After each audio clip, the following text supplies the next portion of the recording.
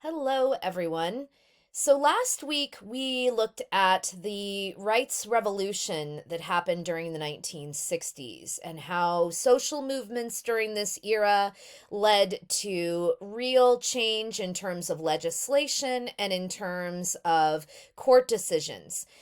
This week, we are examining the backlash to that revolution that begins to emerge in the mid to late 1960s and the rise of the modern conservative movement that culminates in the election of Ronald Reagan to the presidency in 1980. We will look at some of the demographic, the economic, the political trends that made the conservative backlash possible, and some of the consequences to that backlash that still resonate in our politics today. So, first off, we have to look at sort of what the conservative movement looked like prior to the 1960s and what we mean by conservative or conservatism. What is the conservative political ideology and where do we see its roots?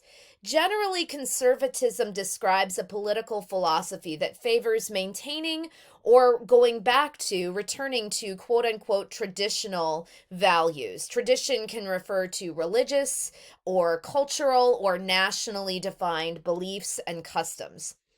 The 1930s to the mid 1960s were not happy times for conservatives in America. They were basically outsiders. They were relegated to the fringes of American political life. The Democratic Party was obviously dominated by liberalism.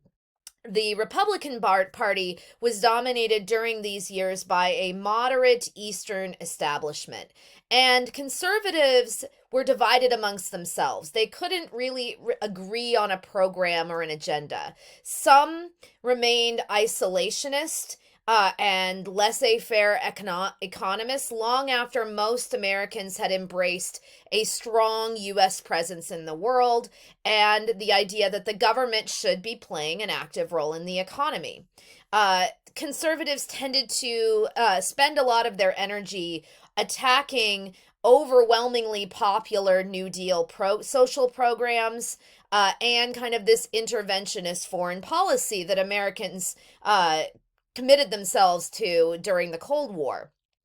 The most vocal critic of liberalism during the late 1940s and early 1950s was Senator Joseph McCarthy. And he, of course, goes too far in his anti communist hysteria and gets censured by the Senate. He ends his career basically in disgrace. In the 1950s, conservatism was divided. It was leaderless. Its main adherents were fringe figures who were too polarizing to attract a lot of widespread support. So in the 1950s, conservatism is mostly an intellectual movement. It's dominated by different thinkers whose ideas are pretty different from the Cold War consensus that dominated American society at the time. Mostly writers like Ayn Rand, who was a fiction writer. She wrote, among other novels, The Fountainhead and Atlas Shrugged are her two sort of main novels. She's a very sort of strong proponent of laissez-faire capitalism and a defender of individual rights, believing that the sole function of a proper government is protecting the individual's right to life, liberty, and property. She has this very extreme libertarian philosophy, and her rejection of religion and her embracing of very sort of out there ideas about sexuality made her hard to take for a lot of people. Friedrich von Hayek and Milton Friedman were more serious academic conservatives. They were economists who argued for a free market, who argued against the government regulation of the economy and against sort of Keynesian ideas of economics. But again, their ideas were not considered mainstream and not really embraced by most American economists at the time. In the late 1950s and into the early 1960s, we are starting to see conservatism as a movement beginning to emerge at this point. And there are two figures, one intellectual, the other political, who come on the scene to form the pillars of modern conservatism.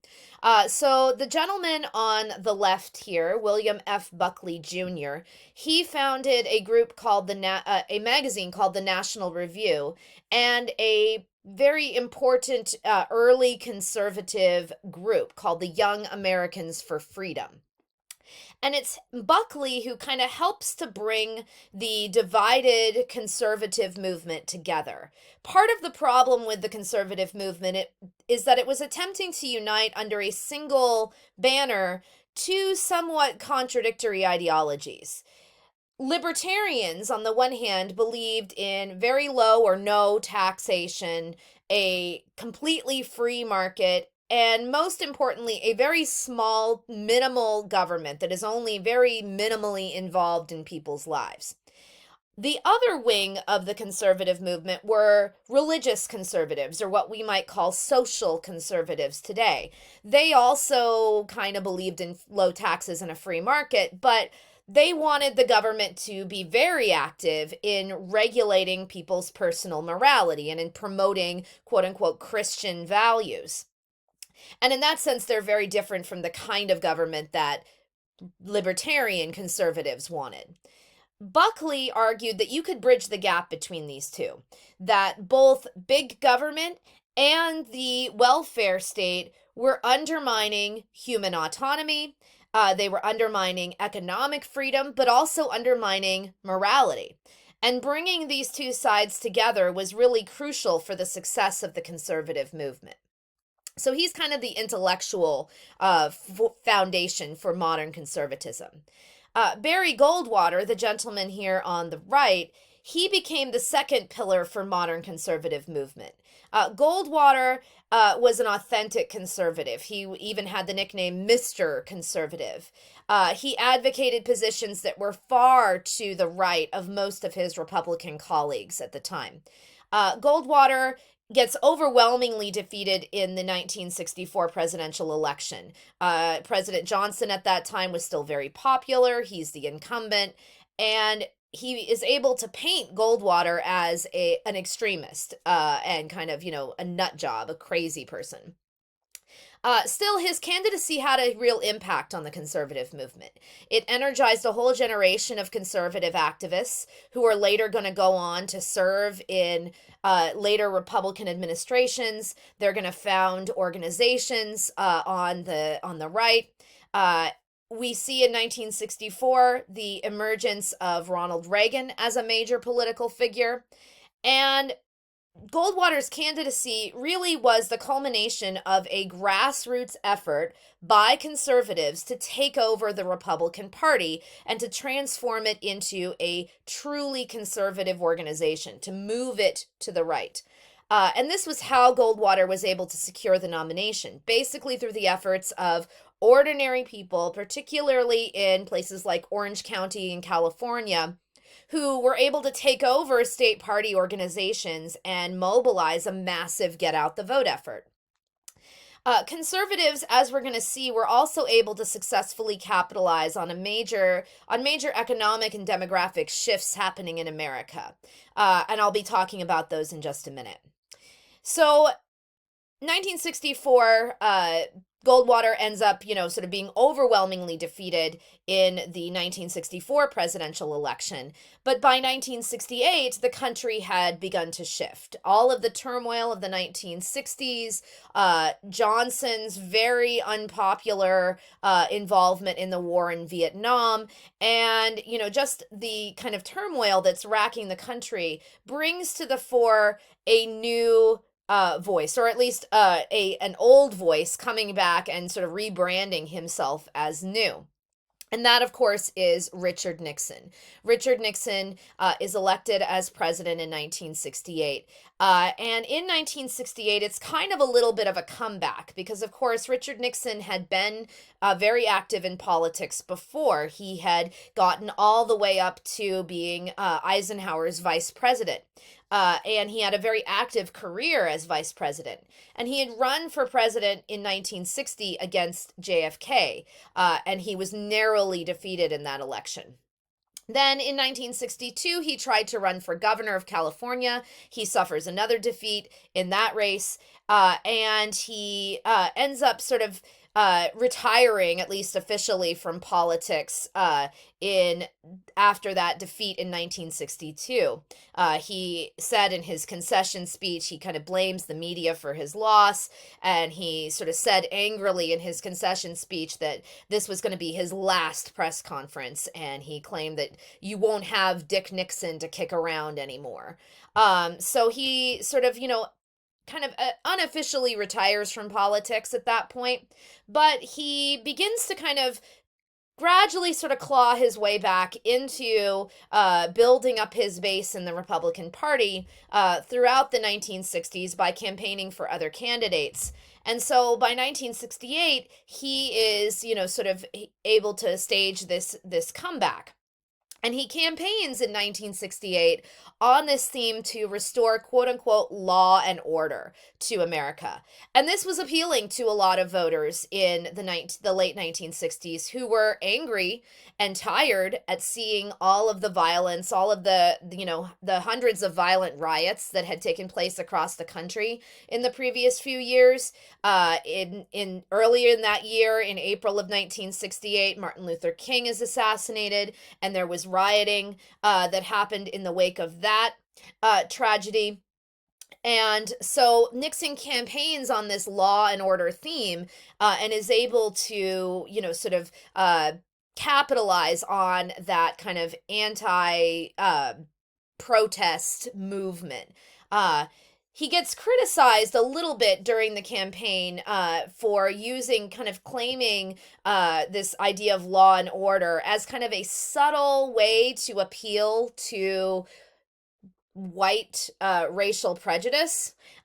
He employs during the campaign what became known as the Southern strategy.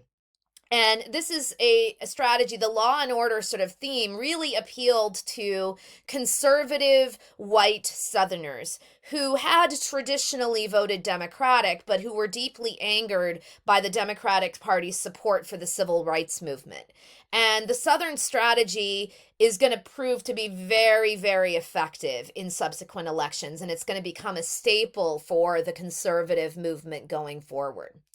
So the election of Nixon in 1968 it's an extremely close election in terms of the popular vote. Less than 500,000 votes separated Nixon and the Democratic candidate Hubert Humphrey. So the nation is deeply, deeply divided in 1968. And Nixon's victory, is often considered to be a realigning election in American politics. Before 1968, the Democrats had clearly been in the majority. They had clearly been the majority party. They had won 7 out of the previous 9 presidential elections. After 1968, Republicans won 5 out of the next 6 presidential elections.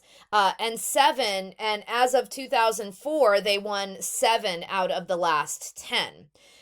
So many historians believe that the reason for the Democratic Party's decline in strength was the bitter split that had been created in the party by the Vietnam War and all of the sort of turmoil of the 1960s.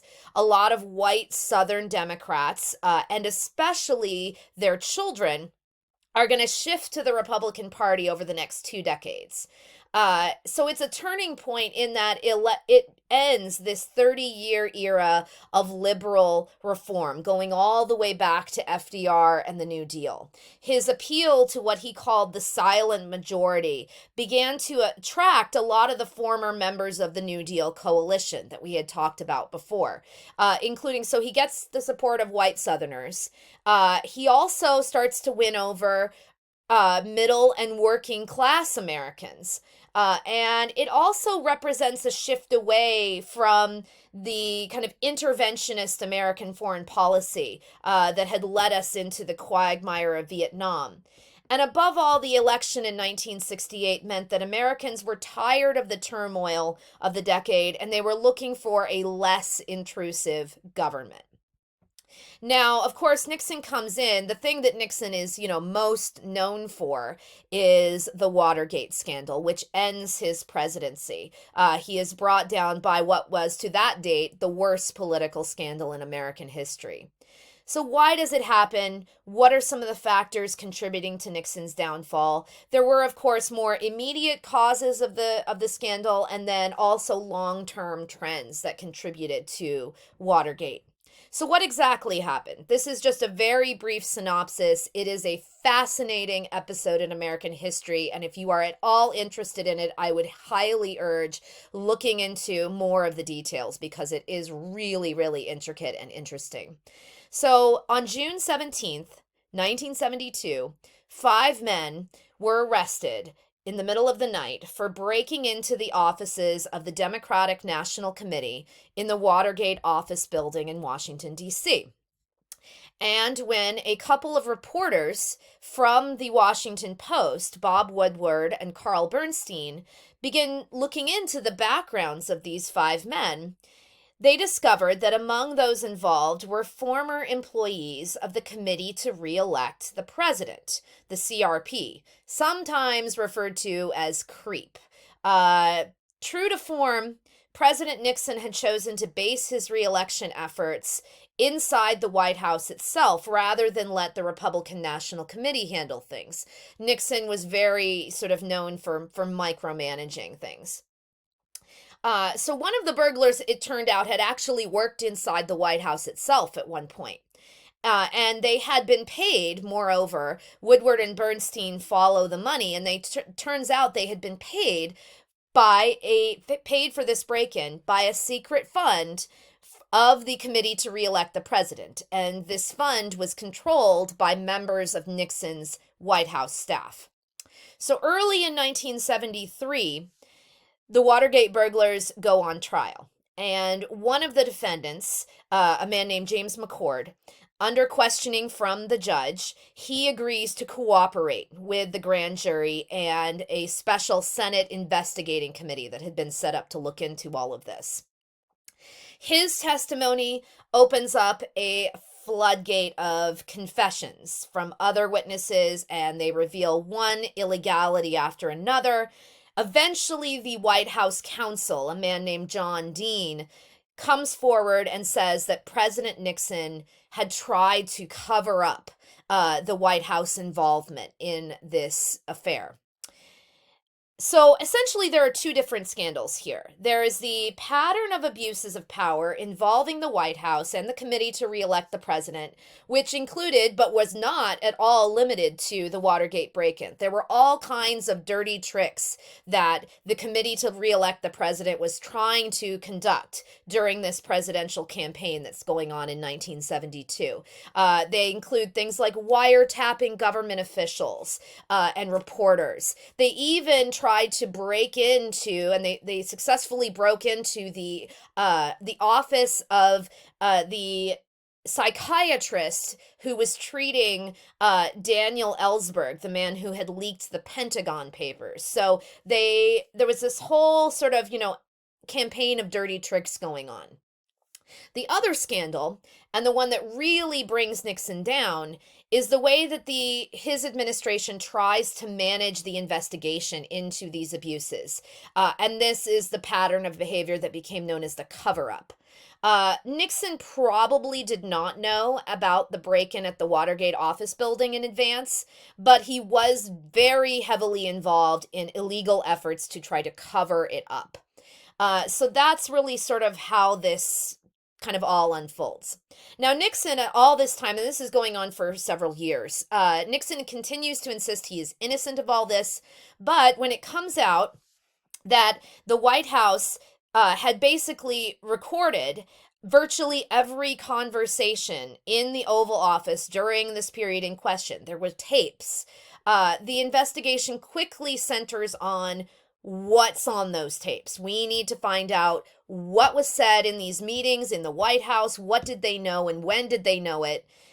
Nixon says, I have executive privilege. I'm not going to release any of these tapes. I need to keep all of my White House conversations secret.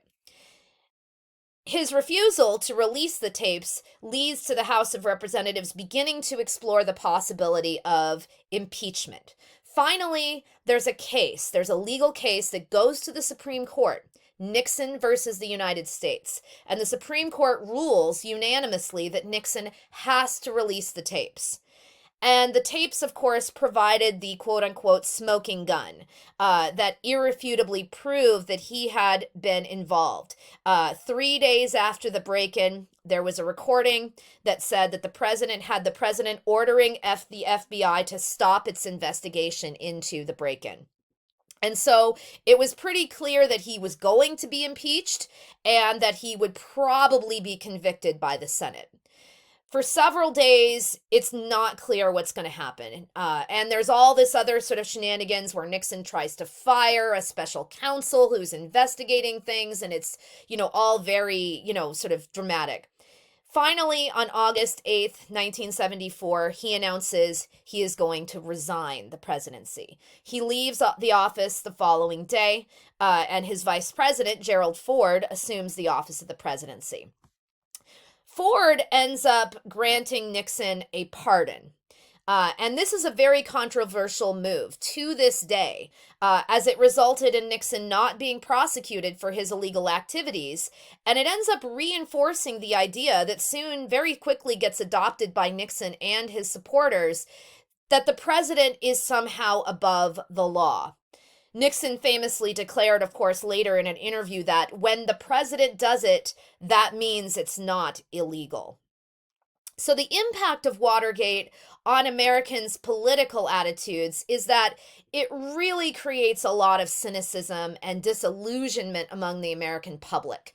And this further is going to be one of those trends that really leads to kind of the sort of emergence of this conservative movement. Now, let's look at some of the economic and the demographic trends that are shaping American society in the 1970s and how these are related to the rise of conservatism. So, economically, the 1970s, very difficult time for the United States. The conflicts in the Middle East ends up triggering an energy crisis back here at home. The United States, of course, is used to having very cheap and plentiful oil. Oil consumption in the United States had more than doubled between 1950 and 1974. And the American economy, when Nixon comes into office, he inherits this very sluggish economy. By the summer of 1971, Nixon is under a lot of pressure to end inflation and to, try to get the economy sort of moving again. And so one of the things that he does is he takes the U.S. off the gold standard. And that kind of devaluation of the dollar results in a lot of international economic and political instability. And this meant that oil-producing nations were very angry because of this, because it meant that oil prices were starting to fall. So in October of 1973, the oil cartel OPEC, which consisted of 13 countries, including 7 countries in the Middle East, they decide to kind of make a power move and cut production of oil. And they place an embargo on oil to the West, partly in response to the United States taking a very sort of pro-Israeli stance in the Middle East. And this was angering some of the Arab nations that were members of OPEC. So this embargo causes the price of oil to rise very sharply. And what we see is that it results in a series of recessions and essentially high inflation lasting all the way into the 1980s. In the United States, we see, oil, see long lines at the gas pumps, some, sort of gas stations totally running out of oil or running out of gas. And it's just, sort of further exacerbates America's economic woes during this period. It's also really a challenge to American hegemony in the international situation from these kind of third world countries of the Middle East. So it ends up being, sort of a real problem for Nixon, for his successors, and this energy crisis really lasts all the way through the 1970s. Kind of accompanying that, there's this problem with inflation. And what becomes known as stagflation. The 1970s was a particularly difficult economic time. We really see the disintegration of kind of that period of post-war American prosperity that the United States had enjoyed from the late 1940s all the way up through the late 1960s. So almost, sort of 20 years of real sort of, economic growth is starting to decline now. So stagflation is the real problem that the economy is facing in the 1970s. And what stagflation means is that it's a period of high inflation combined with very slow growth. So stag refers to the state of economic growth in that it's stagnant. And inflation, of course, means inflation or rising prices. And it's a problem because most of the tools that the government has for directing the economy, fiscal policy, monetary policy, can trade off growth for inflation.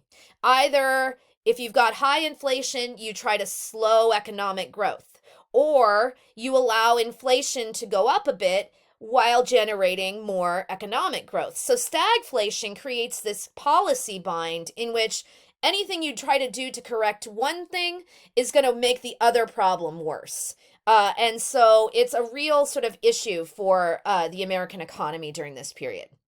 What was causing America's economic problems?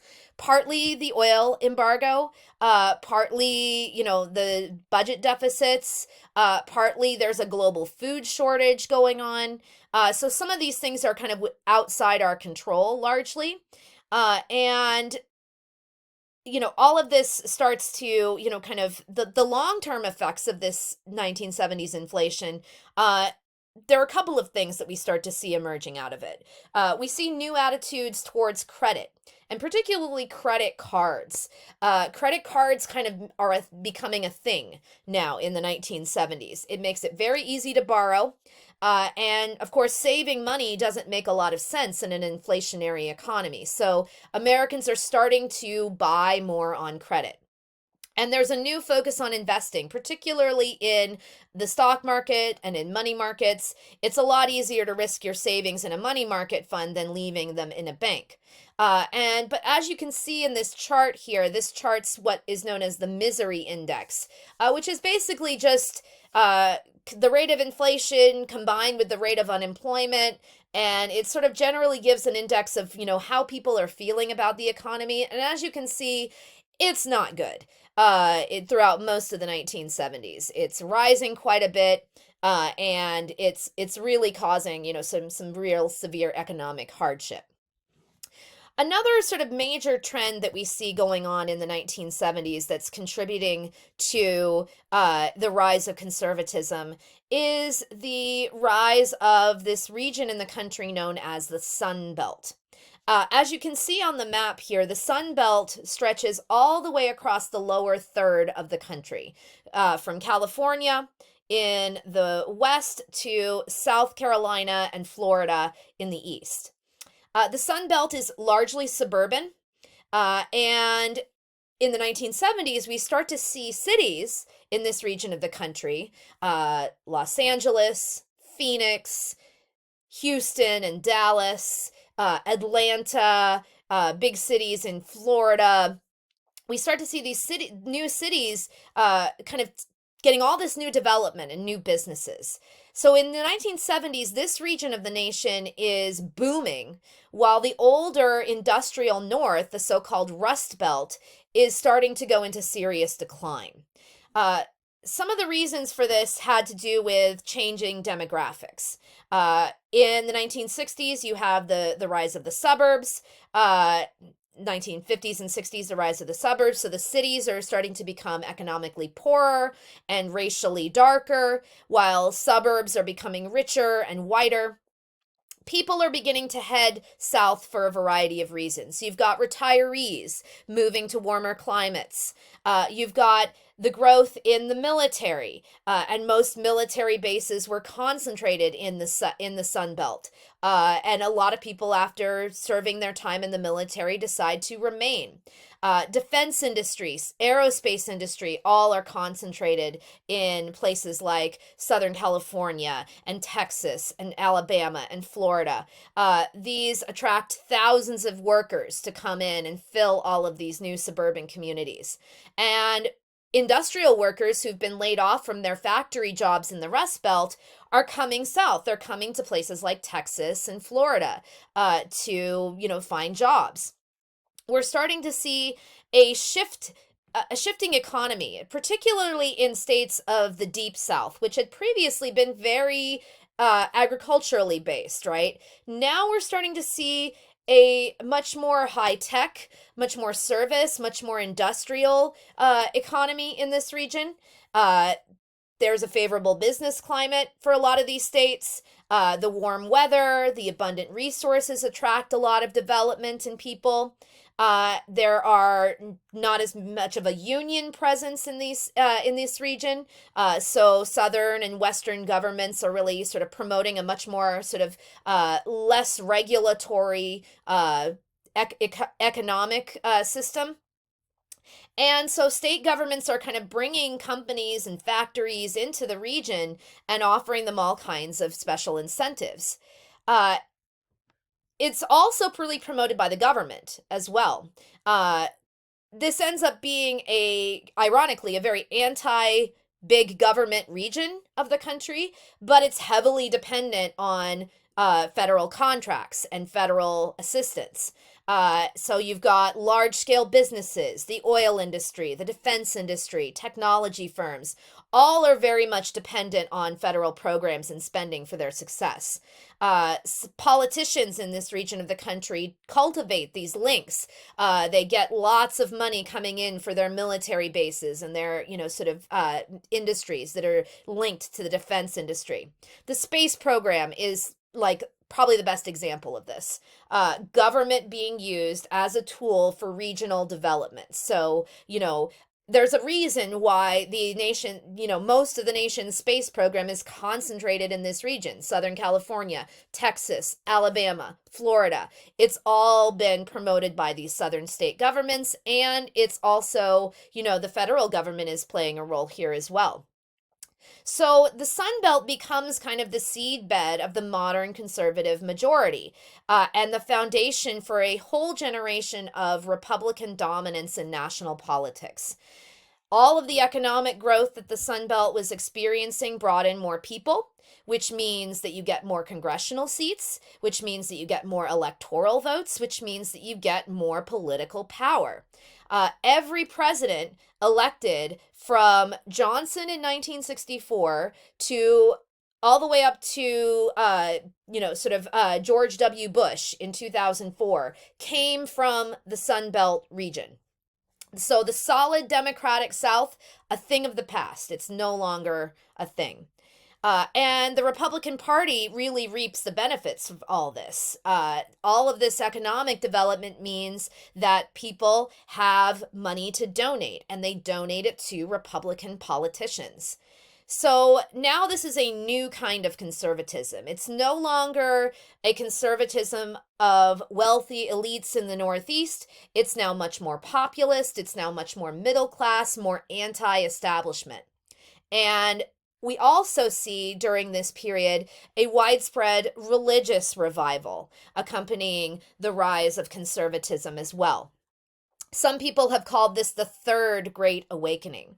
And so there have been at least three Great Awakenings in American history. The first one happened all the way back before the United States was even a country, in the 1730s and 1740s during the colonial period. The second one occurred in the early part of the 19th century, the 1820s, 1830s.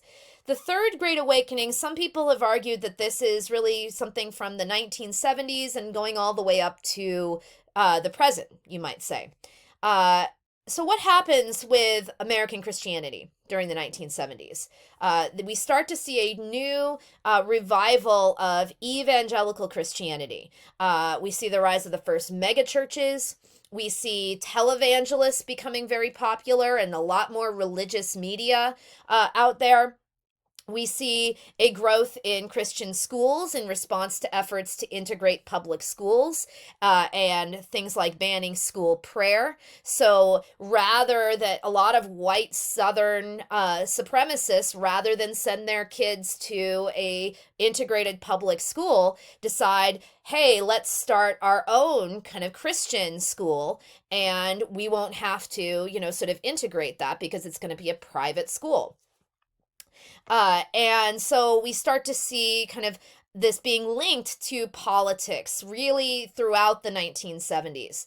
And it kind of culminates in 1979 with the founding of a group called the Moral Majority. This is the brainchild and the sort of baby of a man named Reverend Jerry Falwell. And he sort of was responsible for creating this religious, explicitly religious, political lobbying group that plays a key role in securing Ronald Reagan's nomination for the presidency and in moving the Republican Party further to the right. We also are seeing a backlash against some of these social changes that happen in the 1960s. One of the kind of most sort of coherent parts of this backlash is a backlash to the women's liberation movement. As we've seen, advocates for women had fought very long and very hard to pass an equal rights amendment. This had gone all the way back to, this had started in the 1920s. And by the early 1970s, it seemed like society had finally caught up to this idea. So in 1972, both houses of Congress finally pass the Equal Rights Amendment and they send it to the states to be ratified. And by 1977, it was almost there. 35 of the required 38 states had voted to ratify the ERA. But by 1982, the amendment had been killed. What happened to kill the ERA? Partly, it happens because there's an emergence of a very strong, very well-organized anti-feminist movement led by this woman here, Phyllis Schlafly, who was a leading conservative political activist. Ironically, Phyllis Schlafly was kind of the model of a 1970s liberated woman. She was very outspoken, very politically active, well-educated, very, savvy in terms of her politics. She, though, opposed the ERA. She argued it was a scheme to enlarge the federal government. Which is kind of a typical conservative position. She argued that it was going to have detrimental effects on the traditional family. And she sort of argued that it was going to eliminate all legal traditional protections for women. And so she really tried to defend kind of traditional gender roles and distinctions between the sexes, often on very religious grounds. It ended up being, sort of a case where eventually Congress took a vote to put a deadline for when the ERA had to be, sort of ratified by, and eventually that deadline ended up expiring. So to this day, the ERA has not yet been passed, although enough states have now actually voted to ratify it. So it's not officially yet part of the Constitution, but and it doesn't look like it's going to happen anytime soon, but if it ever does, if, Congress ever shifts to control the other political party, it might be something that they can pass. So we start to see kind of the emergence of this conservative movement. A lot of Americans are beginning to sort of feel this backlash to all of the changes that are happening in the 1960s. And we start to see kind of a few things sort of really making the keys to conservatism's political success. Part of it has to do with creating a very sort of well-oiled movement. And there are kind of four keys to the success of the conservative movement. The first thing is identifying single issue voter groups. Conservatives organized and identified their own kind of single issue groups. Things like the NRA, so people who are opposed to gun control, the Stop ERA movement, anti-feminists, right to life organizations. So mobilizing millions of Americans around these really hot button social issues can get people who might feel very strongly about a particular issue like gun control or abortion, but who might not necessarily share a broader conservative agenda or agree on other issues. The conservative movement and the leaders of the conservative movement are very effectively able to bring these groups together. And they're able to create a whole network of conservative political organizations, groups like the Heritage Foundation, the Conservative Political Action Committee, or CPAC. These kinds of groups help to kind of map out an agenda for the movement. They organize groups into all these sort of single issue groups into an effective movement. They teach people techniques of how to lobby, how to fundraise, how to organize at the grassroots level. And they're able to sort of link these groups together into this political network. So bringing together groups that are from very diverse backgrounds to plan strategies and to establish their objectives. They help to create this very well-oiled, efficient movement that is very disciplined, and every part of this sort of network has a specific, agenda, and they stay on message. They are very good at sort of, being disciplined and creating this very well-oiled organization. And finally, they're able to use new modes of political communication. One of these is direct mail. So, trying to kind of operate outside what they saw as the traditional media, and being able to kind of, appeal and try to fundraise among people by sending out mailings to masses of people to get out the vote. Basically, a form of advertising. They're advertising not goods and products, but the conservative ideology. We also see during this period the rise of conservative right talk radio, and they are very, very effective at using that to spread the message. So what were some of the specific issues on the conservative agenda in the 1970s? There were kind of three main areas of concern. The first thing was national defense. In kind of the wake of Vietnam, there was this general feeling like America had lost its way, America had lost its international dominance, and so conservatives argued that this has been a disaster. We need to get back on top. They didn't like how the Cold War was kind of thawing during this period. They opposed things like arms control. They favored building up America's military.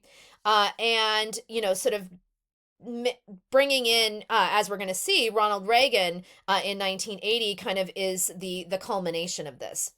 There's a very sort of strong anti-elitist message that conservatives try to spread, kind of class resentment, and appealing to kind of populist ideas.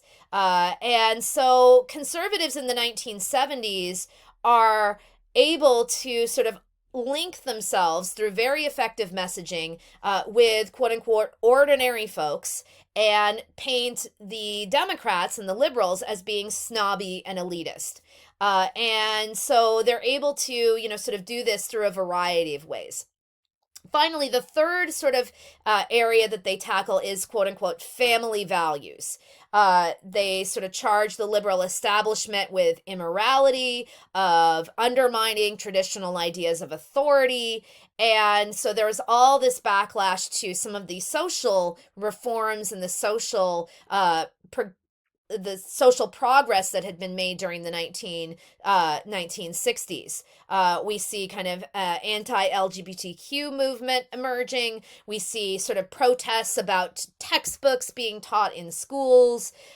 We see lots of different sort of things on the conservative agenda. And in particular, evangelical Christians are really drawn into politics in this way through sort of promoting the idea of quote unquote family values. So this brings us to 1980 and the 1980 presidential election. Carter is the incumbent. He's a Democrat.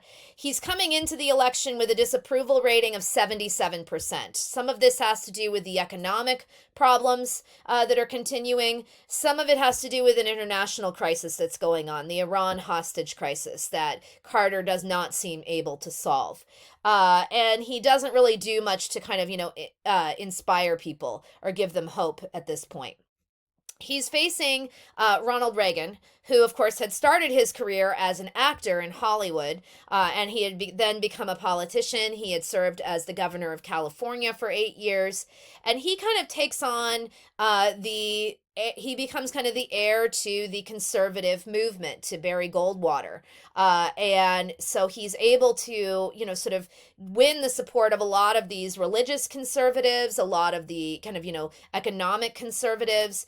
But he also wins, as you can see, a major landslide in 1980. Carter only wins about 49 electoral college votes.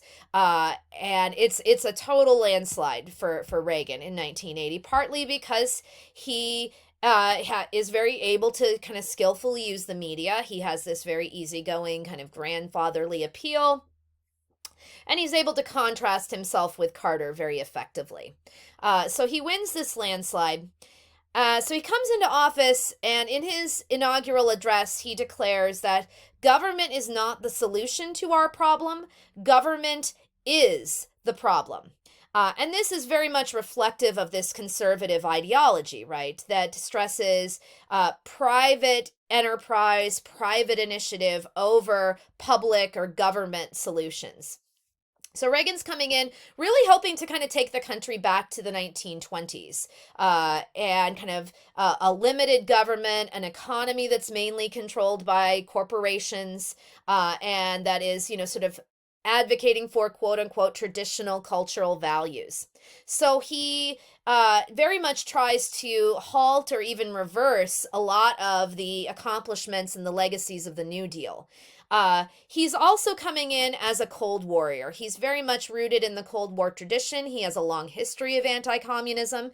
In fact, he gets his start in politics in kind of by ironically, he's the head of the Screen Actors Guild, but he goes in the 1950s before Congress and testifies that there are communists in Hollywood. He sort of becomes a spokesperson for General Electric and starts, sort of giving all kinds of public service announcements about patriotism and communism. And so he's very much rooted in this Cold War tradition. So he takes a very hard-line stance against the Soviet Union. He calls it an evil empire.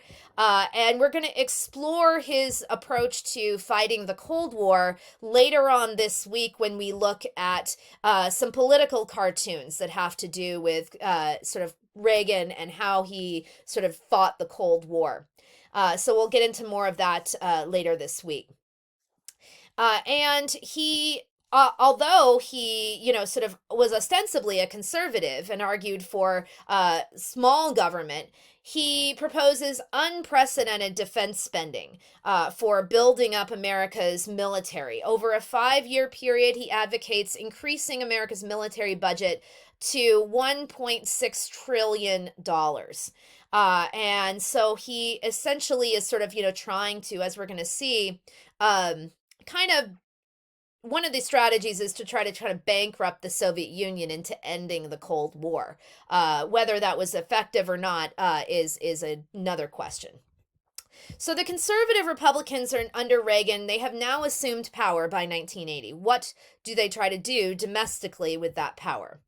When Reagan comes into office, one of the first things he does is he lowers taxes on the wealthy, and he tries to deregulate a lot of government, returning a lot more power back to the private sector.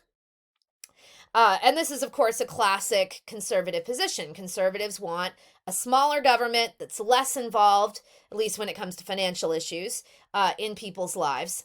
One of the big legacies, of course, of the New Deal and then Johnson's Great Society was government regulation of business and the environment and the banking system. In the 1880s, Reagan and the Republicans looked to kind of roll a lot of that back. And so he cuts a lot of budgets for a lot of the social programs. His economic program was called supply side economics. Its critics labeled it trickle down economics, basically relying upon lower tax rates especially for businesses and wealthy Americans to try to stimulate private investment. So initially, we start to see a sort of pretty severe recession that sort of ends up turning around over the next couple of years. The economy now seems to be kind of back on track. Corporations by the mid to late 1980s are becoming very profitable. Inflation has gone down. Oil prices have gone down. The stock market is booming, and consumer spending is booming. But we see some problems, sort of underlying problems in the economy that are really going to undercut basically everybody except for the very wealthy. And you can see that in this chart here, in this income level chart here. We have the percentage of change in real income, and then the different sort of groups. So the wealthiest Americans obviously see a huge boost in their income. The next to wealthiest, also a moderately sized boost. The middle class gets a little bit of a boost in the 1980s, but the poorest Americans actually see a lot of decline in their income. And as a candidate, of course, Reagan had criticized the deficit and had blamed the Democrats for having all these wasteful government spending. But during his administration, largely due to the tax cuts and the increases in defense spending, we see the deficit climbing to $300 billion. And the politics of quote unquote Reaganomics really resulting in a lot of economic inequality. And so what we're going to see, we're still seeing some of the kind of effects of this. The idea that, sort of the deficit spending that increases under, sort of Reagan, it really creates more federal debt than in the entire history of the country. And it seemed like supply side economics is working. The economic growth of the 1980s, the tax cuts, the spending cuts, seem to be, sort of working.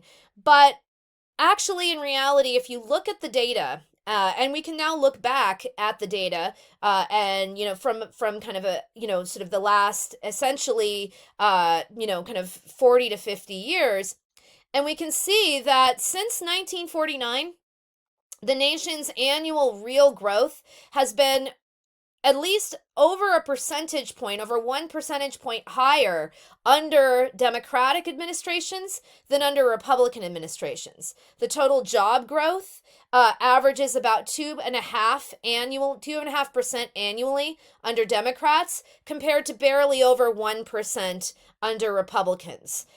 Business investment tends to be more than double the pace under Democrats than under Republicans. The average rate of inflation tends to be slightly lower. And families in the bottom 20% of the economy get much higher income growth under Democrats than under Republicans. even, sort of the former managing director of Goldman Sachs has shown that Democratic administrations actually reduce the US budget deficit. And if you look at the stock market returns are 60% higher under Democrats than they are under Republicans. But Republicans, they had been very good. The conservative movement has been very good about messaging and about, sort of creating this belief that Republicans are better at managing the economy, when in reality, that doesn't really seem to be the case, except for maybe the wealthiest of the wealthy. All right, so this week we are going to be kind of looking at some of the sort of big trends that are happening in the country in the 1970s and into the 1980s. Before coming to class on November 20th, you should make sure to read chapters 28 and 29 in your textbook. There are a couple of reading quizzes to do. And then on Wednesday, I'm going to talk about the Vietnam War. And so there are some primary sources, voices of Vietnam veterans to read for that. Also this week, your 14th Amendment project outline or first draft is due. I'm going to have potentially an announcement coming out about that. So please do stay tuned for that. And I will see everybody on Wednesday. All right. Take care, everyone.